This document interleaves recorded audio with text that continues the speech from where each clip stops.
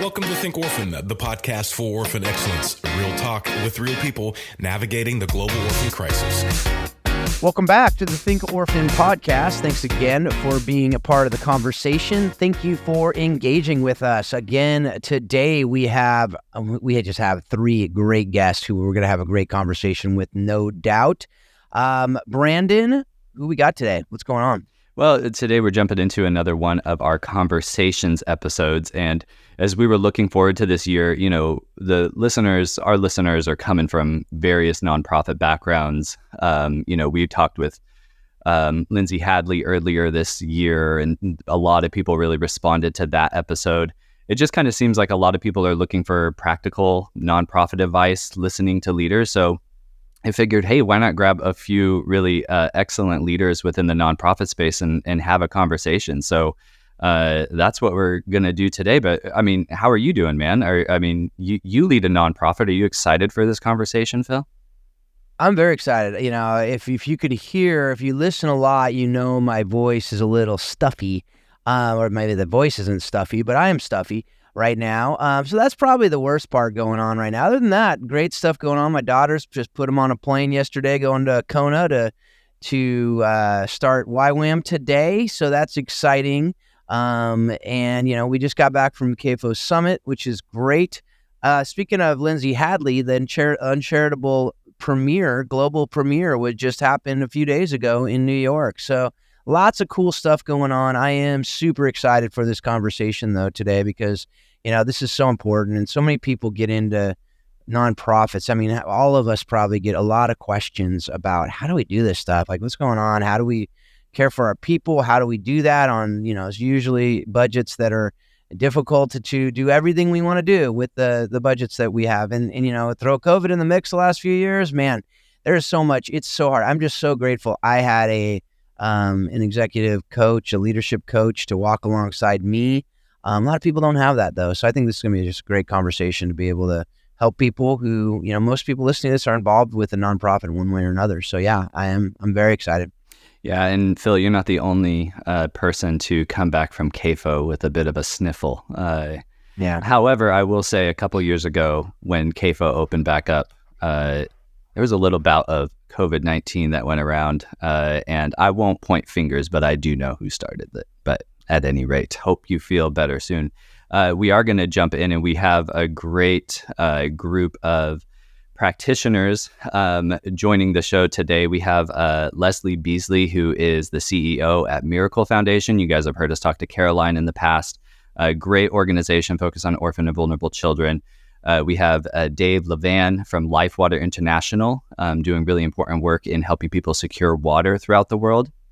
And also, I just got to say, I got to give props to LifeWater. I am a Central Coast native, as many of our listeners are aware. Central Coast of California, that is. I don't know if Central Coast is used elsewhere, but I'm excited to get somebody connected with LifeWater here on the show. And then somebody that has been beneficial to us at 1 Million Home, somebody that I really values her voice in this. We got Page Shope from Yoked Partners here as well. She also does work with seed fundraisers and is just a really keen mind. And as we had mentioned, you know, we are going to be talking about nonprofits today. You know, and nonprofits are obviously a space that is somewhat experimental. If you actually look at kind of the overall scope of human civilization, you know, we live in a very market-driven culture, and markets decide a lot of different things. But what nonprofits do is say, hey, you know, there are certain things, certain groups, certain people, certain services that are going to be necessary, but don't always generate profit. Now, of course, we'll talk about earned revenue and all of those other things that nonprofits can incorporate. But what we're saying is, look, some of these people need support that are not just going to be only hit by the market. But there's also some people that say nonprofits are a total waste of time. So maybe we'll answer some of those questions too. But at the end of the day, we know that orphans and vulnerable children need to be served. People need to get access to water. People need to get access to tools that can help them get out of poverty. And nonprofits are the companies that are often addressing those issues so that humanity can really flourish. And it is a unique space within society. And we often find ourselves in between government policy and what the markets are doing. And I'm excited for us to kind of have some of this conversation on how can we lead nonprofits well, how can we have effective administration so that we can really crush on our mission. So we're going to go around really quick and just allow our guests to introduce themselves. And what we would love to hear from you guys is, what was it that compelled you to work in the nonprofit sector? And how did you land even in your current leadership role for your respective organization? So would love to hear, let's start with Leslie. Leslie from Miracle Foundation. Go ahead. Great. Thanks for having me. I'm happy to be here and have this conversation. Miracle Foundation, 23 years old. We're a global organization working for child rights and very focused on children being in families. So our mission is a family for every child in our lifetime. And we feel very strongly and passionate that that is possible and what we should be striving for. So what brought me into this work, nonprofit work in general, is I've always been interested in social impact, social enterprise, child rights, women empowerment. And one of the things that's struck me for, forever is this notion that, in the corporate world, like if we can put a man on the moon, if we can figure out how to get a man on the moon, surely we can figure out these social issues that are so important. And I think it's just critical that there's smart, strategic, business-minded people in this space making decisions on behalf of vulnerable populations. Yeah, no, that's really well said, Leslie. And we won't spread any conspiracies about whether or not the U.S. really landed on the moon. I know that people are going back to the moon now, but we're always up for debate. But that is undebatable, and you're right. It seems like we should be able to address these issues. I know at the time of recording, we just had the UN General Assembly. And obviously, the Sustainable Development Goals were a major focus within those conversations, especially because we're at the halfway point. And nonprofits, NGOs are those organizations that are most keenly focused on actually solving those really complex and intractable problems. So just really appreciate your voice in this.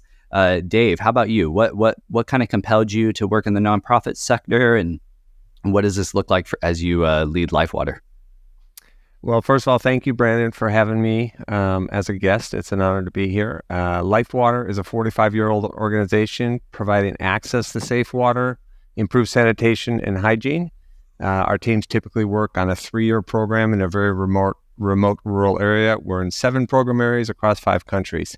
For me, actually, I was inspired by my grandma as a child. My grandma was involved with her church and many other churches in the city of Milwaukee, many nonprofits. And as a child, my earliest memories was her dragging me around to deliver food, to do VBS things. And that was just like normal for her. And so I have always had a passion for nonprofit work, specifically work that impacts children in the trajectory of their lives. I actually got involved with LifeWater as I was helping my church establish a kind of a fund outside of their budget, and to say, hey, let's dig deeper and go deeper with 4 or 5 organizations. And in that process, I met LifeWater. I traveled with the then CEO to Tanzania and Uganda, got to see the operation, really fell in love with the organization, became a volunteer, worked on the board for a number of years, and then joined the organization in 2019 as the chief operating officer to come alongside my friend who was the CEO. A month later, I was the interim CEO as he felt God calling him to another organization. And then in April of 20, I became the CEO, which might have been the trickiest month in all of nonprofit history to become the leader of an organization. But that's how I got into the work that I'm doing. Fair enough. Yes, 2020. We will talk a little bit about the pandemic because obviously that has drastically changed the landscape, not only for the world, but even specifically for nonprofits. Many nonprofits folded. Nonprofits had to pivot. I mean, similar to you, Dave, I actually started my current role in January 2020. By God's grace, I wasn't on the chopping block 3 months later, and I'm still with the same organization, and God's very faithful in that. But yes, huge changes over the last few years, and we'll get into some of that as well. Paige, you are the president at Yoked Partners. You guys support a lot of different nonprofits. You have that in your own background as well. Maybe you just want to share a little bit about what kind of compels you about the nonprofit sector and what it looks like as you come alongside other organizations. Yeah, I got into nonprofits because of the same reason a lot of people get into nonprofits. We come in with like a really idyllic mindset. Like, oh, these problems are simple. And do you know what? The problems might be simple, but the solutions are hard to get to. And it takes years of ongoing work. So I feel like I quickly shifted. I started in international development overseas, and I quickly shifted into this realization that sadly, we can't solve this problem overnight, like all of these problems overnight. And it takes dedicated people. And I love, Leslie, what you said, dedicated, entrepreneurial, business-minded people to actually put their head down and get to work. And I think we have been de-incentivized in a lot of ways to really focus in the nonprofit sector. And it's really easy to say, oh yeah, business will solve that. And do you know what? I am a true capitalist. I believe business does a lot of really cool stuff, but we're forgetting the people on the margins. And as a follower of Christ, I believe that's where God's heart is. So you can't forget those people on the margins. And they're filled with potential, great ideas, great abilities. So why wouldn't we develop them? So that's kind of how I got in, if you will. And I'm really passionate about pairing business and nonprofit together too. So Leslie, once again, what you were saying, yes, it really resonated with that. But after doing some nonprofit development work, diving into some holistic nonprofit consulting, I realized that there are so many nonprofits with awesome visionary leaders that struggle to fill that in-between role. They either get other visionaries alongside them, and they have a lot of vision going around and not a lot of activation, or they get doers that can't make those strategic decisions. So really, we saw that need of, especially for small and scaling organizations, to marry those two skill sets and come alongside orgs. So we say we yoke ourselves together as not egg yolks, although those make you strong too. But as an oxen, right? We yoke ourselves alongside some leaders, and we say, we're not going to let you pull alone. We're going to do this too. So that's good. That's kind of how we got started. And the fun part, in the same narrative, I get to do it with my husband. So we get to do that together and pull the org together as well.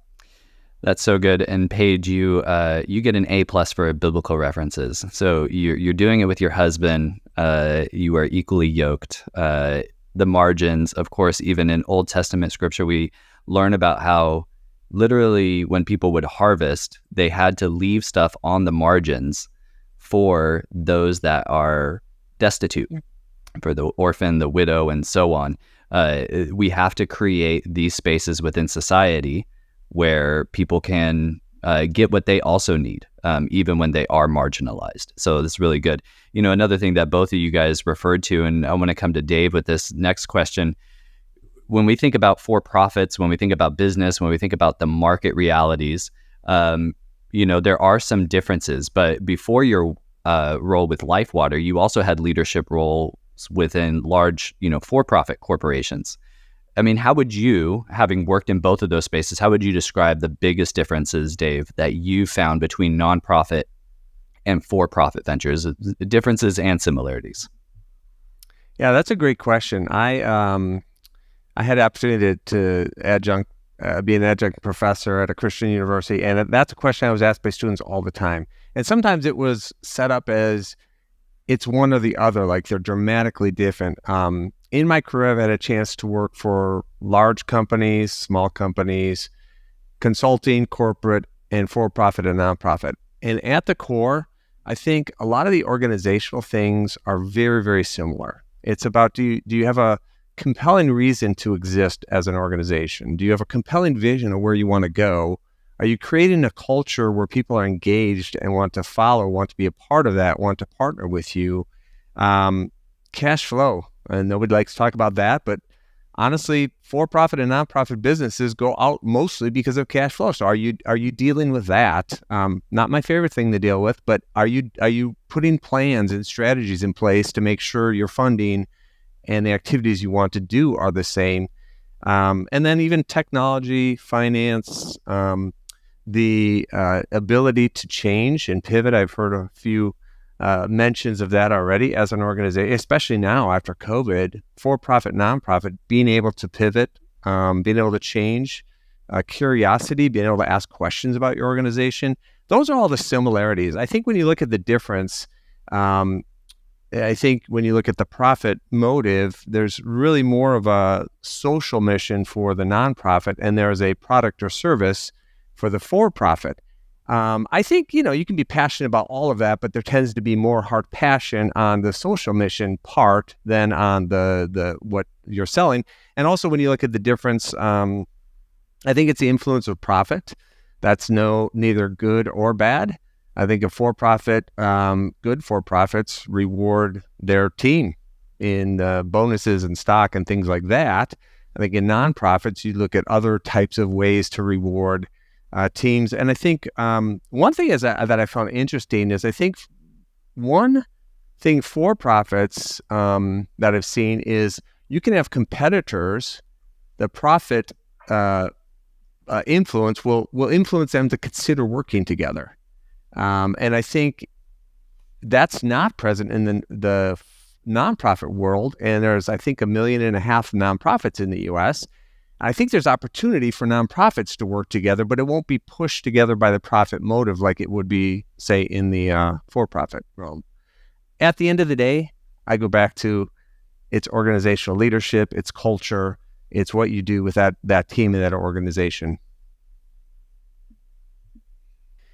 Yeah, there's so much there. We, like you said, you're an adjunct professor. You could probably spend an entire semester talking about all of those things. Different, one class per, 2 or 3 classes per.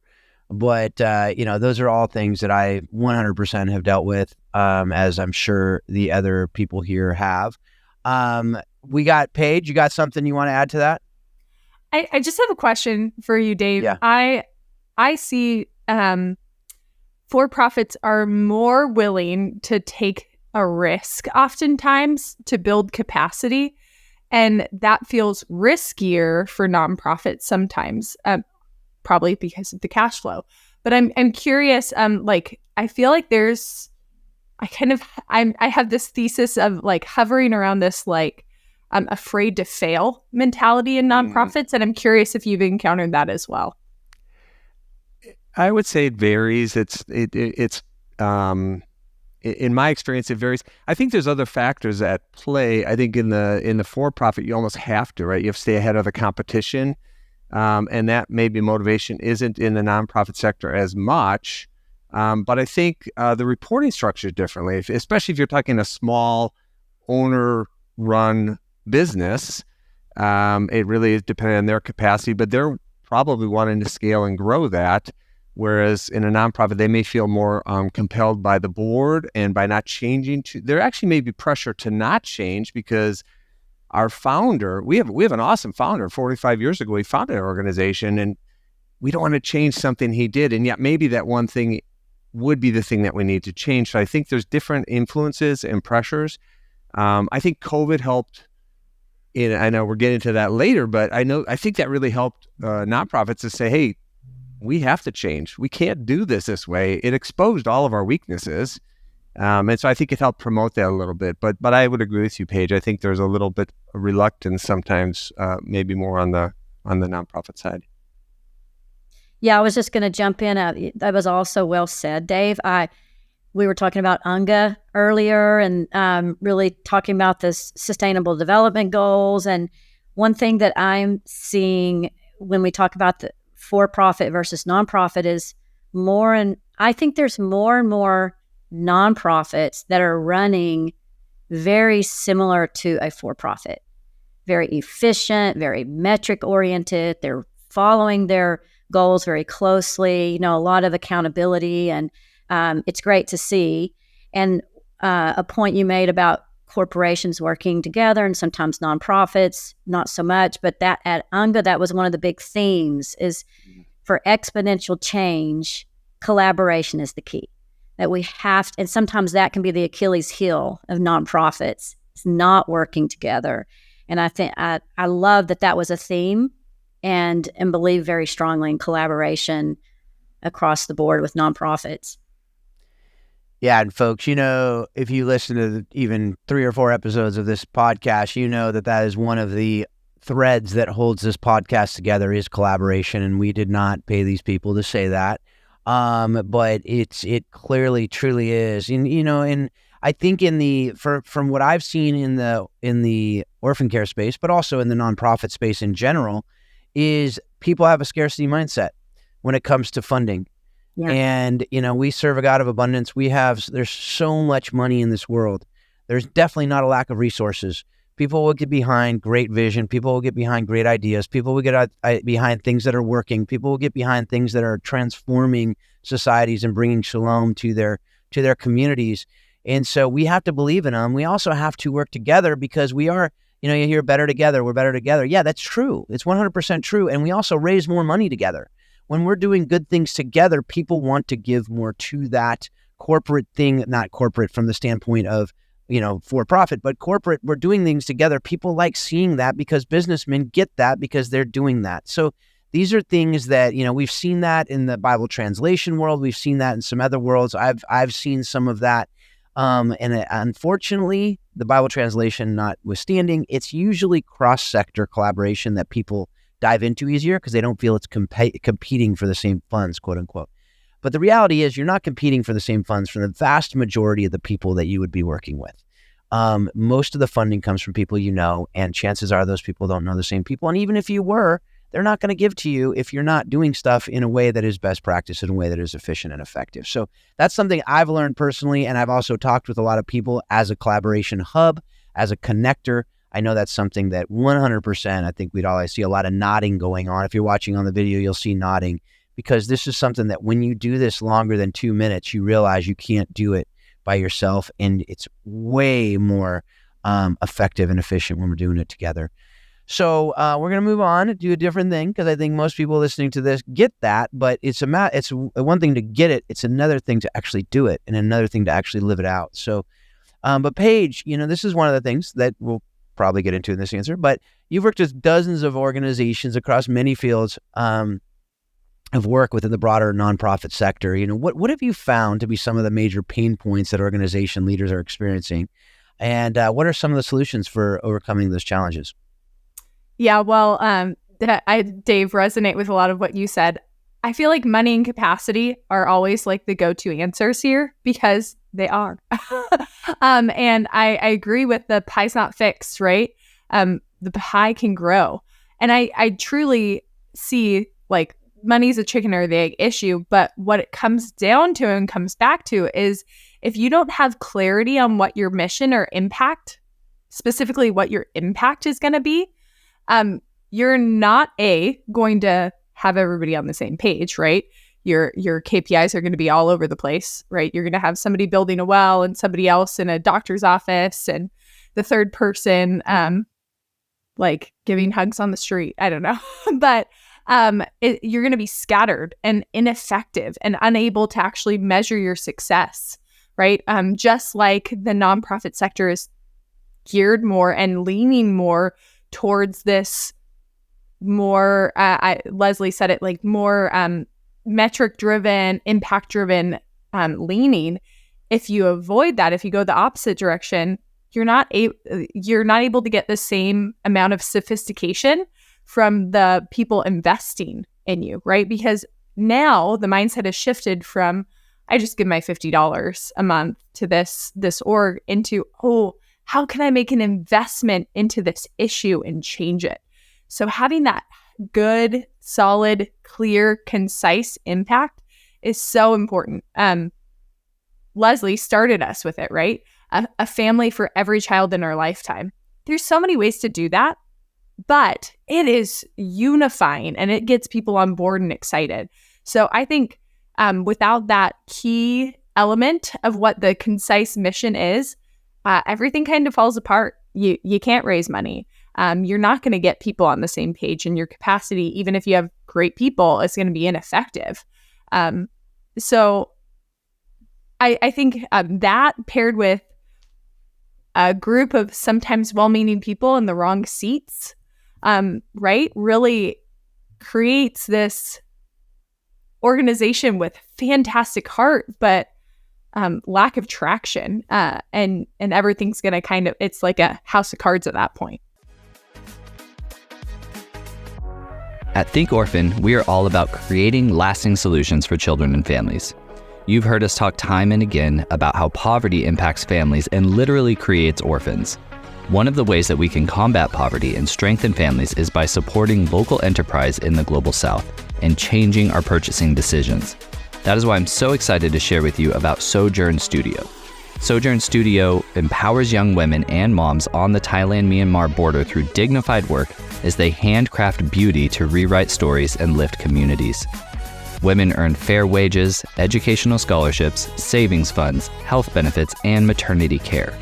Beyond their ethical production and the opportunity to strengthen families, the jewelry itself is truly beautiful. I value fair trade products and have gotten my wife multiple pieces of jewelry from Sojourn Studio. She loves wearing them, and we love knowing that the purchase made a difference for families in Southeast Asia. With Christmas coming up soon, get your loved ones something that they will enjoy and wear with pride. Click the link in our show notes or visit sojournstudio.org to start shopping. Yeah, on that note, that's some of the things I've seen in so many organizations, especially nonprofits, is we take a breathing, living, walking person to fill a spot rather than the person who we need to fill that spot and the right person for that right seat. And we throw out all the, adages of hire slow, fire fast. We typically hire fast, fire slow, and we have the wrong people in the wrong seats because, well, if they want to do it, how are we really going to be able to find people because we don't have the money to pay the right people? You know what? It's better to have an empty seat than the wrong person in the seat. I've learned that the hard way a couple times, and it's 100% true. And so anyway, that's something I totally agree with that. Yeah, Phil, or we hire the person that really cares. Yeah. And it's really on board with the mission. Uh-huh. And we neglect to look at their abilities, their skill sets. So not to say they're not a wonderful, amazing, awesome person. Totally.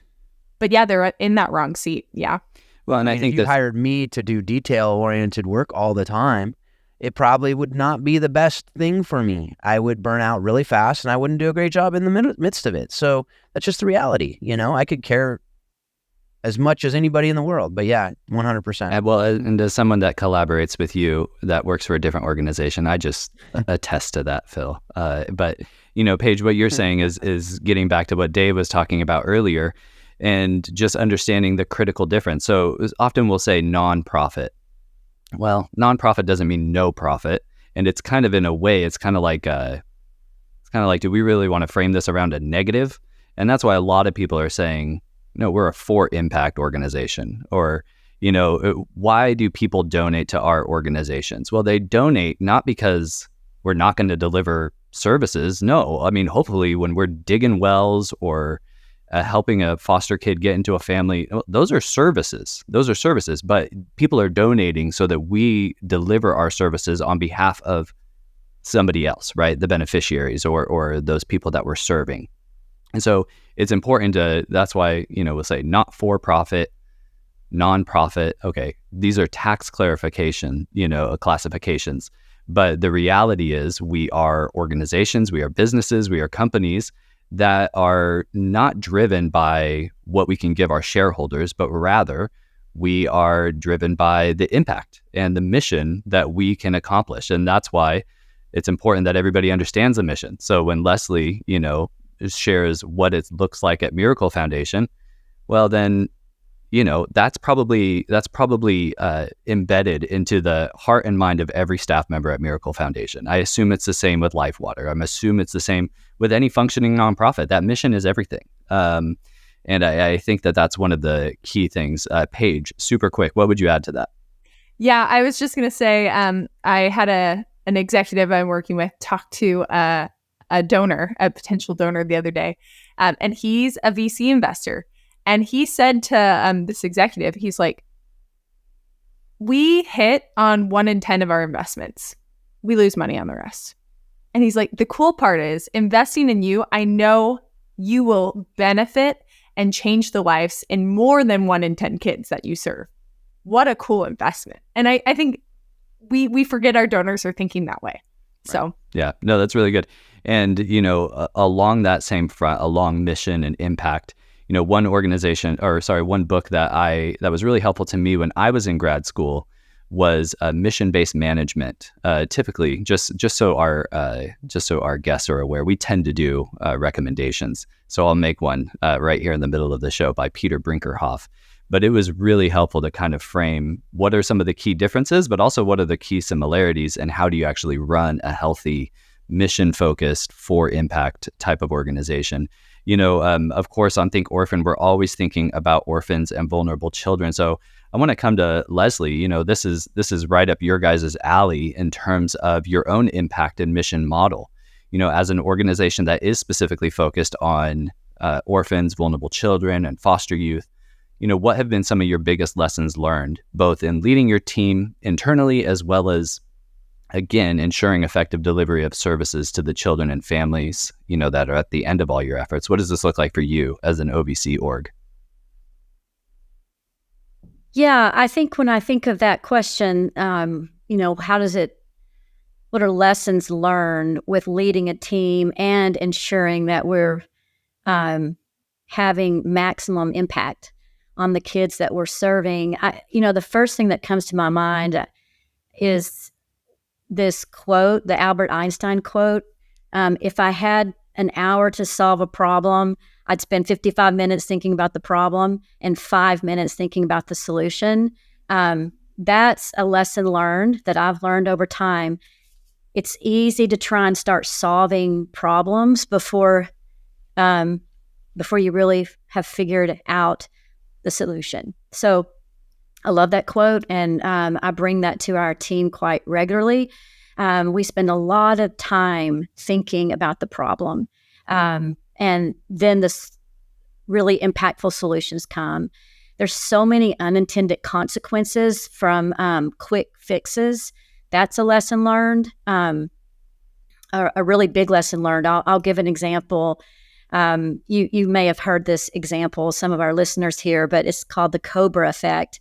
In India, in Delhi, this is years ago under British rule, there were cobra snakes that were causing a problem. They were out on the roads and around where people were walking, and all the pedestrians, they were, getting people. And so the government decided, okay, we're going to fix this. We'll start paying everybody who can capture one and kill it. So they were paying for dead cobras. And an unintended consequence of that, as some of you may be surmising already, is cottage farm industries popped up, and people started farming cobras so that they could kill them to go get the money from the government. So when the government found out, they said, well, that's it. We're ending this program now. The unintended consequence of that was now all these cottage farms that were farming cobras just turned the snakes loose. So ultimately, they had more cobras in the street than they did to begin with. So that, to me, over the years of leading nonprofits, that's probably one of my biggest lessons. And for us specifically at Miracle Foundation, a second one is we talk about, there's if there's a baby in the water, this is a Desmond Tutu quote, but if there's a baby in the water, anybody is going to jump in and save that baby. And we can save baby after baby after baby, but at some point we have to look up at the bridge and figure out why they're dropping in the river in the first place. So for Miracle, we want to make sure that we're going as far upstream as possible to really stop the flow, while at the same time meeting the greatest need of the most vulnerable. So, and I would say the third thing that's a lesson learned for me is co-designing solutions. So one of the things we've learned over time is we must have the voice of those that have actually lived the experience. In the foster care space, we often kind of think about if those that lived through foster care and aged out of foster care, if they were the ones that actually put the solution together, I wonder how different it would look. So we now bring in those with lived experience in all of our discussions and strategies and co-design solutions. And that's been a big lesson learned for me. Oh, that's so good. And we have had care leavers and adoptees on the show, and I feel like those are the moments that we learn the most. You also just shared maybe the most terrifying story I've ever heard on Think Orphan about the cobras. I mean, what an absolute nightmare. Oh my gosh. Is that a great example? Yeah, don't tell my son. He's very afraid of snakes. That's scary. One of the things I did also that we had alluded to previously is around the way that the pandemic has shifted too. I want to share a quote here. This is from Hannah Martin. She's a policy analyst at the Urban Institute Center on Nonprofits and Philanthropy. She says the COVID-19 pandemic has really worsened a pre-existing crisis of well-being in the social sector. People in the social sector are exhausted, suffer from low morale, and are overworked. And this has only gotten worse since the COVID-19 pandemic began. So we've already alluded to a couple of these things, but, I would love to hear, maybe I'll come to Dave first, as you lead an organization. I mean, how do you do that in a way that maximizes on delivering on your mission? Actually, I'll come to Leslie first. It looks like, there he goes. Dave, can you hear us? All right. Yes. So I wanted to come to you, as we kind of think about the pandemic and we think about leading the organization, and how do you lead an organization, especially in this I can't say post-COVID because it's actually raging again right now, but how do you lead an organization in this environment that really maximizes delivering on your mission while also ensuring that staff are cared for? We don't want to be burning through good staff. So how does this look like for you at LifeWater? That's a great question, Brandon. This is something we've been wrestling with the last 3 years. In fact, prior to COVID, we had been on a growth projection, and we grew fast, and systems and people get overtaxed when you're growing fast. Then we hit COVID, so we actually decided to be really intentional. And typically, a strategic plan is focused on how are we going to grow, how many more people can we serve. But we actually said, hey, we're 45 years old. What are we doing? What we do is very sustainable, but what are we doing to make sure our organization is sustainable and that we're not burning out? So we took 3 themes and we really dove deep into it. One is creating a life-giving culture. And basically the decision wasn't just, hey, let's stop burning people out, but it's let's help people in the organization thrive. We love the people we serve, but do we really love the people that are serving with us? And so we really looked deep at that. We also looked at, let's truly be a global organization. We're in 5 countries. The majority of our staff are actually in Ethiopia. So how do we make sure we have voices heard? Because that's part of burnout when your voice isn't heard. How do we make sure we have voices heard throughout the organization? And the third thing was the least emotionally driven one, but let's make sure we're a digitally mature organization. Let's put software in place, not because it's cool. Some of it is kind of cool, but because it drives transparency, because it drives collaboration. So we had to be really intentional and put strategies in place over the past 3 years. We're coming up on ending our 3rd year of focusing on this, and it's been pretty profound.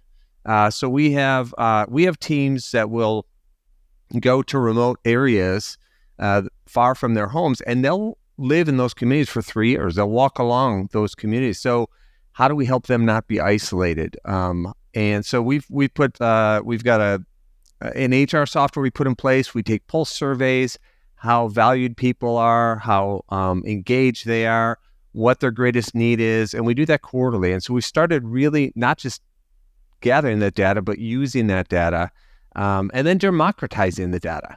So people have the data at their fingertips. At the same time, we put in live dashboards about all the work we're doing. So anybody, anywhere can see, here's my contribution in this remote village in Kokosa, Ethiopia, and here's what my colleagues are doing in Cambodia, and I can see the overall impact we're having on outcomes and outputs. And so we really had to focus on those 3 things over the past 3 years, and it's an investment. It's an investment of time and energy, and it means we had to slow our growth down a little bit to say, let's do that. We're coming out of that now, where now we are equipped where we can experience rapid growth again, but not at the sake of our employees or blowing our systems out of the water, which would also drain our staff as well. So it's been a really important topic for us coming out of COVID. Paige, I'd be interested to kind of hear your views on this, as well as you guys are supporting in as you are yoked together with various nonprofits. How do you guys counsel them in terms of making sure that there's a good balance here? What does this look like for you guys at Yoked?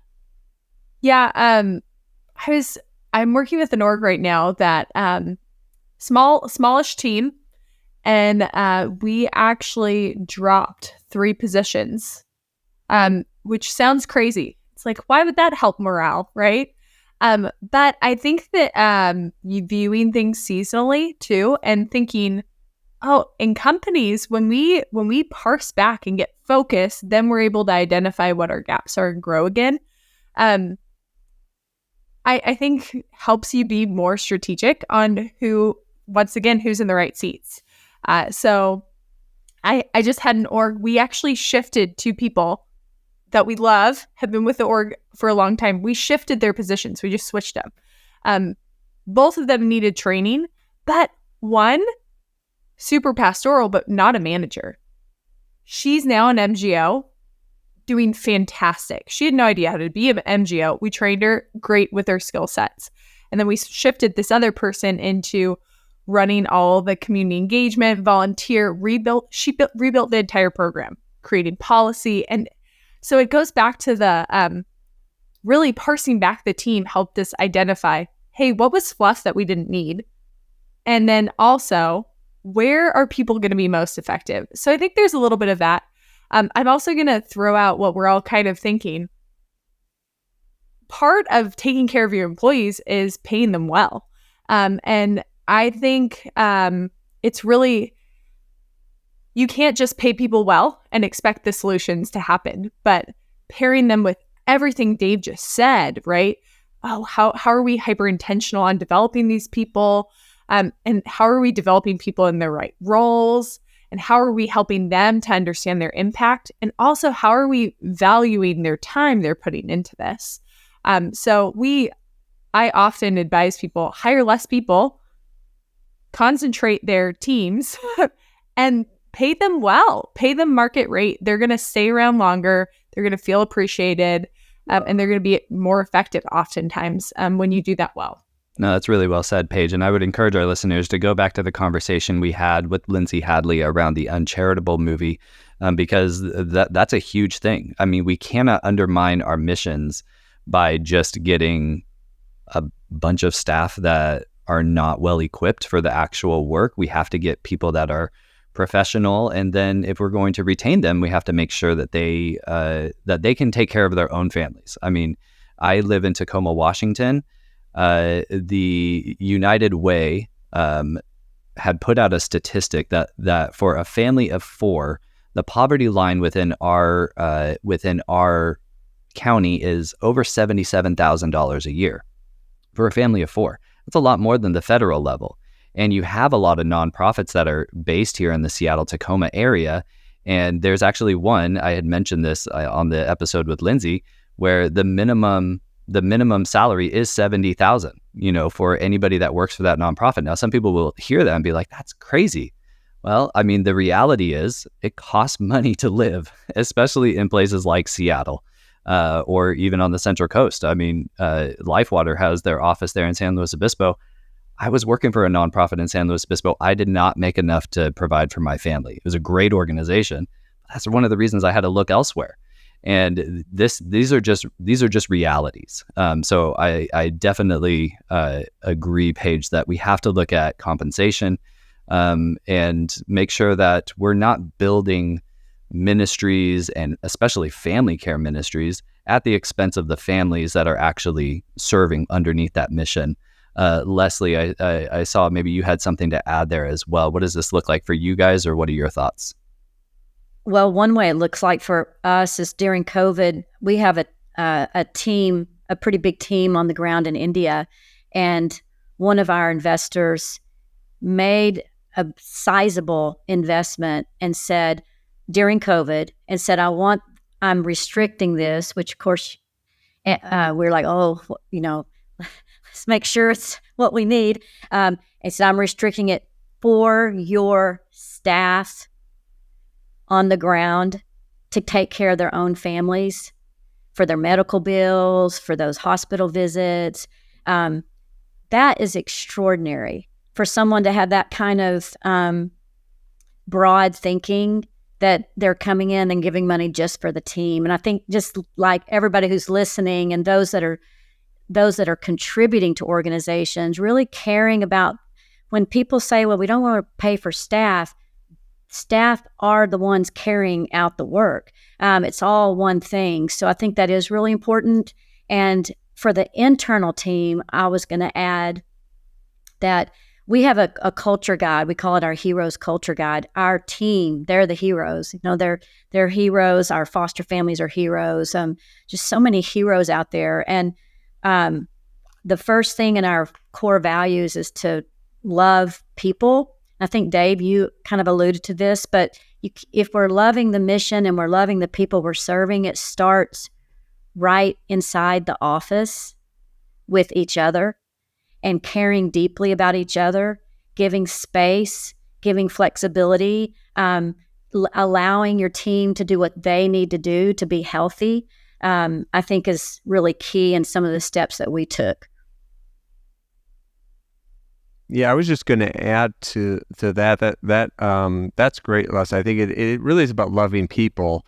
And one thing I was going to say, Brandon, is we actually, after 45 years of being in SLO, part of coming out of COVID, we made a decision to move our corporate headquarters to two offices, one in Bentonville, one in Addis Ababa. And part of the decision was cost of living. And part of the decision was also to go from 100% headquarters in the U.S. to about now 40% of our headquarters team is not in the U.S. in 2 years since we've done that. So I think it's really important. But the final thing I was going to say on this, the whole idea of how do you create space and I think we as leaders need to start by doing it ourselves. I grew up in a culture, I started with PwC, the long hours, you're leaving already, it's only 6:00 in the evening. So I think sometimes as leaders, we want to charge forward in a less healthy rhythm because we have so much we want to accomplish. So our leadership team, we have really candid conversations of, are we modeling good rhythms for the rest of the staff as well? Like, hey, this is good for you, rest and Sabbath, but are we doing the same things? And I think it's really important to model that. So true. Right there, you just did a couple things. One is you kind of gave me a little PTSD from my time as an attorney. So thank you for that. But secondly, you talked about the rhythms, the Sabbath and things that are part of your faith, right? And so as a Christian organization, and this obviously impacts even if you're not in a Christian organization, but how does your faith personally and your collective faith as an organization inform and bring direction to running LifeWater? I think on a personal level, and unless you said with loving people, I think whatever team that I've led, for-profit or nonprofit, striving to be more like Christ means striving means looking at the people on that team as God looks at them and loving them as valuable children of God, people that are uniquely gifted and skilled. I love strength finders. It just kind of gives some ideas of how that person is wired. And I think on the personal level, I think it's looking at the team you lead and saying, okay, how can I commit to helping them discover how God has wired them? And then how can I help them find those right spots in my organization or maybe in another organization to best utilize those strengths and skills? I'm glad that the Christian faith isn't about perfection. It's about striving. But that's what I think on a personal level I strive to, and that's what instructs me from my Christian faith. As an organization, I think it's putting some of those things into practice. You know, we had all 180 staff go through Strength Finders. We went through some cultural training so that we could actually break down barriers of communication. So from a staff standpoint, that's how we love each other more.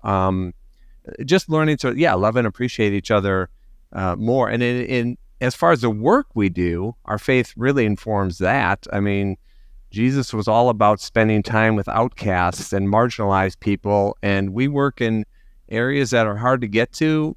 Probably 5 of the 7 programs, there's not even another NGO working in that area. And so, our teams are leaving maybe a cushier living experience in Addis Ababa, and they're moving to some very remote area to walk alongside. And they're doing it because of their faith, because they're living out their faith and wanted to walk alongside the marginalized. Yeah, in Page, do you have anything to add on that? You worked with Hope International, you're supporting faith-based organizations now. Do you have anything to add to that? I just want to start a couple times throughout this conversation. I've been so grateful for my start, for working at Hope International, right? Like this perspective of let's collaborate, this perspective of the pie is not fixed. But also this perspective of what is your motivation? And part of being a Christian is doing it really well, right? If you are doing something subpar, especially flying a Christian banner on your nonprofit, you are misrepresenting God and the gospel. So I think there's a higher obligation here as Christian orgs. But I think as I actually moved out of Hope in some ways because I wanted to support Christian and non-Christian organizations because I wanted that to be a part of my work too, in working with Christians and non-Christians, because I'm a big believer that a really cool way that people can encounter God is in doing God's work before they know it's God's work. Yeah. And there's biblical economic principles work whether you're Christian or not. Yeah. They just work. And I said I was a true capitalist. I'm a true biblical capitalist, right? What are those economic principles? And they play out in nonprofits, right? Because economic principles aren't just about making money. They're about making impact, right? That is the true gospel of how are we, or maybe not the true gospel, but the point, right? How are we seeing and seeking holistic healing for everyone? How are we seeking the kingdom of God for everyone? And do you know what? Sometimes that's through United Way. Sometimes it's through, I actually am working with quite a couple conservancies and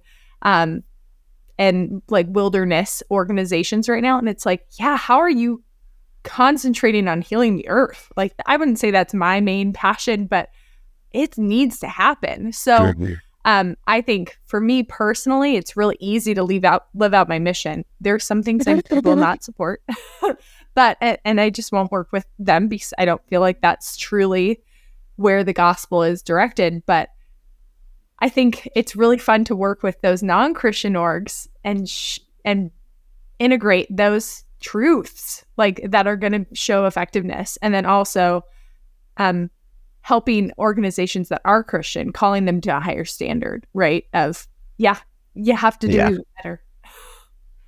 I love what you said there, where you said, I love working with people who are doing work and don't even know it's Christian or something to that effect, right? Like they'll find out it's actually biblical later. And I see that all the time in the sports world. You know, coaches are doing God's work and they don't realize it. They're working with orphan and vulnerable children. They don't realize it. And to be able to walk into that and help them, you know, realize that and take it to another level is just something I absolutely love doing all the time. So I'd love hearing that from you. And I love hearing, Paige, in terms of how you, in your own personal faith, decided that, you know, I actually want to come alongside all sorts of different organizations. And when an organization is faith-based, that's awesome because that is something that compels and so forth. I've also worked at a community-based organization that was working with all sorts of community partners, and that was also awesome and so needed. So it's good to actually have diversity in terms of the practitioners and the organizations that are entering the nonprofit space, and the fact that at Yoked Partners, you guys get to come alongside a diverse group, both faith and non-faith background, I think is really important. And we undoubtedly, I mean, those that have been listening to Think Orphan know that we regularly talk about faith, but we also have listeners that don't necessarily ascribe to that, but they have a heart for orphan and vulnerable children. And we need everybody. We need everybody. So this is really good. You know, and one of the things that you alluded to there is even around the economics. And of course, we've talked about the internal economics of our organizations as well.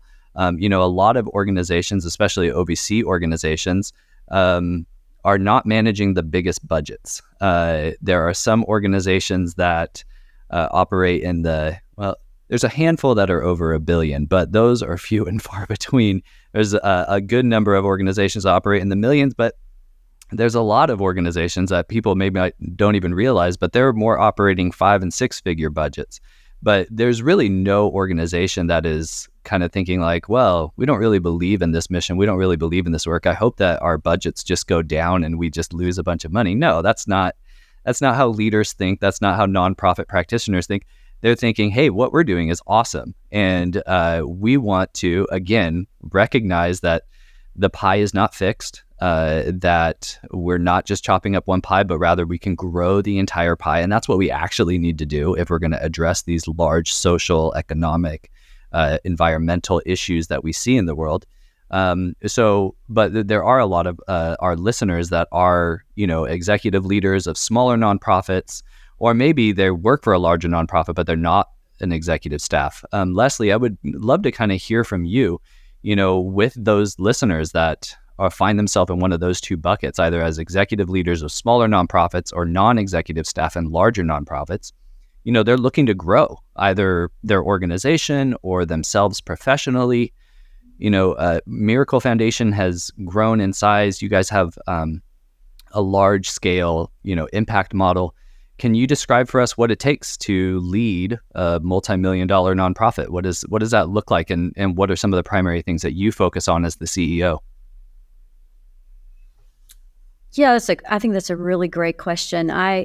For those that are executive leaders that are looking to grow, I think as a CEO, I think a very important part of my job is to keep us focused on our North Star. So I would say advice is make sure that you're super clear on your North Star and where you're going, because what I see in a lot of nonprofits is sort of getting like what they call, you know, scope creep. Well, maybe we should do this and maybe we should do this because there's so much need. And I think in order to grow, it's important to, you know, the good to great is to really focus on the great, even though there's a lot of good things that could be done, and then just stay laser focused on that North Star. So that's a big part of my job as a CEO. And I would advise to just whatever you're doing with your team and develop those core competencies and then be excellent at it. Really do what it takes to be excellent. I think that one of the things that I feel is super important too is hiring great people. I always say, you know, I'm hiring up. So in order to run a global organization, you have to have great people and not be worried that someone will know more than you do in their area. That's what I actually look for. A marketing director that knows way more about marketing than I do. Those kinds of jobs, I think we touched on this earlier, really hiring people with great strengths. And then we are a very strengths-based organization. So I key in on people's strengths and really try to help guide them towards their strengths. And I know that helps us really have a lot of impact because people are doing what they're really good at. So that would be some of the things that I think I would advise. For those non-executives, they're saying, how do I grow? The second part of your question, one of my pieces of advice there is, be brave, show up, sit at the table, be prepared.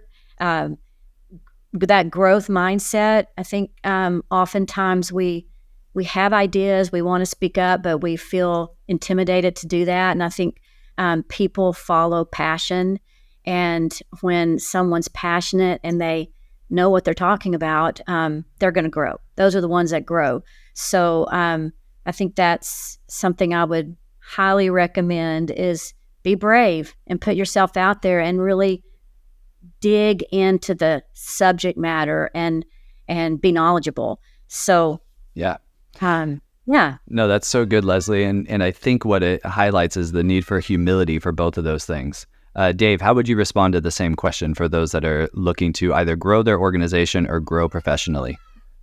First, I would agree 110% with what Leslie said.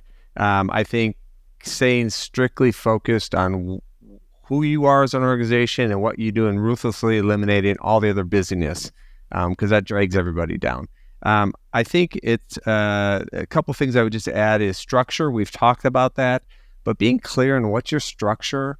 I think sometimes I've seen organizations, they have all these titles and they sound really awesome, but I don't know what they mean. Like, what does this person actually do? So being really clear on your structure and who you need for what jobs, that's been both Paige and Leslie both have mentioned that, like getting the right people in the right seats, knowing how they're wired, and getting away from the glamour of I want that title to just what are they really good at and how do you get them more of that?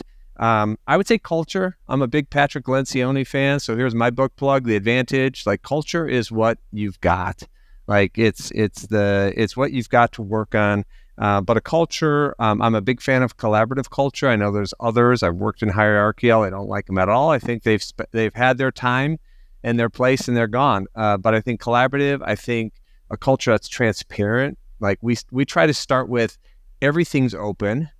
And now let's talk about what has to be confidential versus I think traditional model is everything's confidential. I'll give you access to this or this.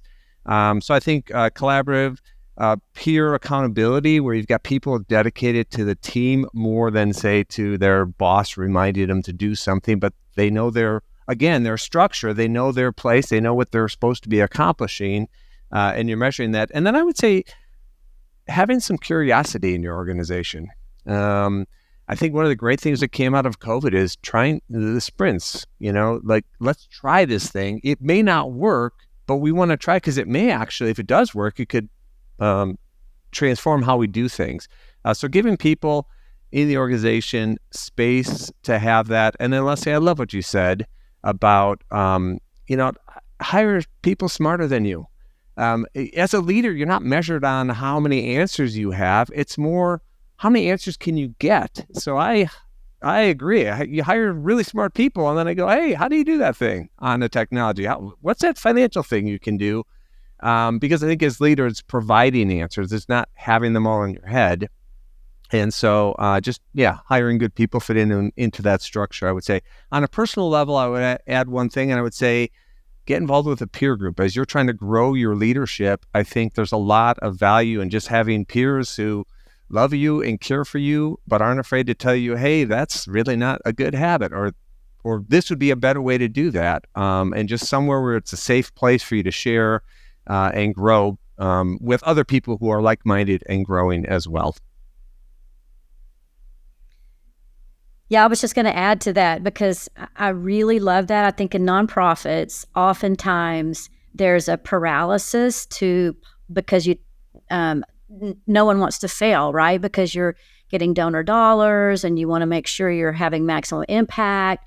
But what that can do is really squelch creativity and innovative thinking. So I really like that you said that, Dave, because I think that's very important, is to give teams space to create something that may not work the first time. It may fail, and that's okay.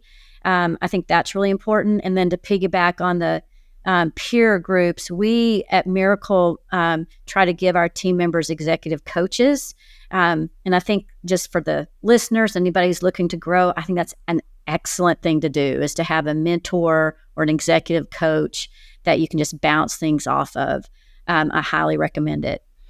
Well, that is some good advice. So thank you, Dave and Leslie. We are quickly approaching the end. At right about an hour in, for those that are on YouTube, a 4-year-old Bishop Stiver did make a brief appearance both on the mic and and on the screen. So that must be our cue to start landing this plane.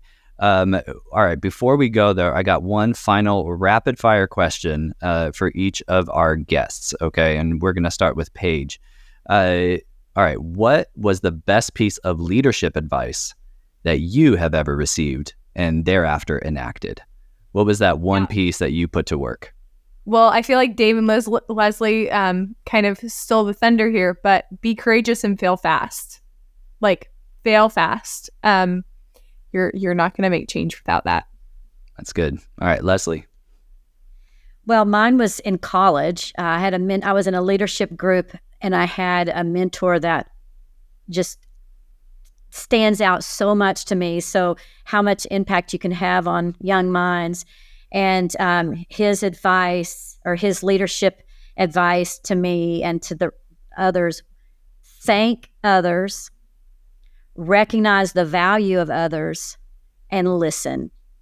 And I have tried to enact that in my leadership. It's the best advice I've ever been given. That's really good, Leslie. All right, Dave. All right. I love both of those advices. I'll go a different direction. I had a mentor, and he was all about communication. He's like, Dave, you're a leader. You're planning. You're thinking way down the line, but not everybody in your organization is coming along. So he said, you need to slow down and you need to repeat that vision, that goal, and keep repeating that until you are sick and tired of hearing yourself say that. Because about that time, the last person in your organization, it's finally clicking for them. And they need to come along on their own, not just because you said it once and moved and ran down the road. And so I thought that's been helpful in many situations for me. Well, I always love those rapid fire because you get really good stuff. Those are sound bites. Those are pieces of wisdom that hopefully we can all walk away with.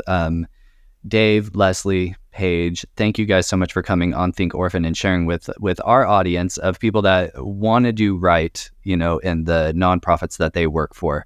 And just appreciate each of you guys and the wisdom that you've been able to share as we're all working together. Phil, what'd you think, buddy?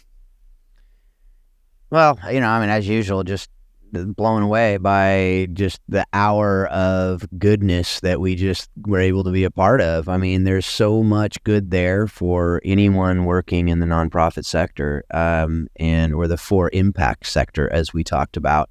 And one of the things you did a book recommendation earlier. One of the things that kept coming to my mind is a great book called Engine of Impact by Bill Meehan. He's in the business school at Stanford.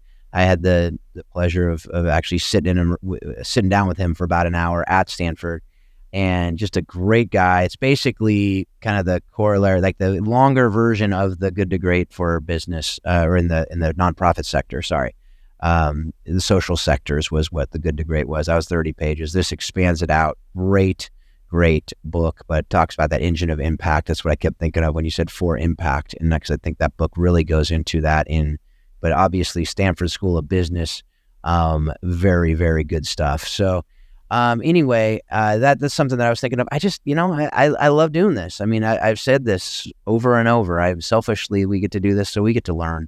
And leaders are learners. That is definitely one thing I heard early on. And so continue learning. And the one thing piece of advice that I got from someone early on is intentionally learn from people you'll disagree with. And because what that does is it challenges you to really can make sure you're super convicted on your core beliefs and what you believe and why you believe it. And if you don't do that, you're never testing them, and it's that kind of refiner's fire, so to speak. So definitely that's something that I'll kind of end there. It's good, man. Well, again, Leslie, Dave, Paige, thank you so much for joining us and sharing with our audience. Phil, I learned something, you learned something. Why don't you take us out, man?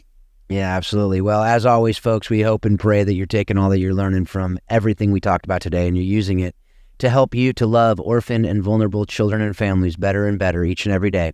Thanks a lot. Have a great couple weeks. We hope you've enjoyed today's Think Orphan podcast. For all the information in this week's podcast, please visit us at thinkorphan.com. You too can be part of the conversation. Send your questions to info@thinkorphan.com or join us on the Think Orphan Facebook page. Thanks for listening, and we hope you'll join us again on the next edition of Think Orphan.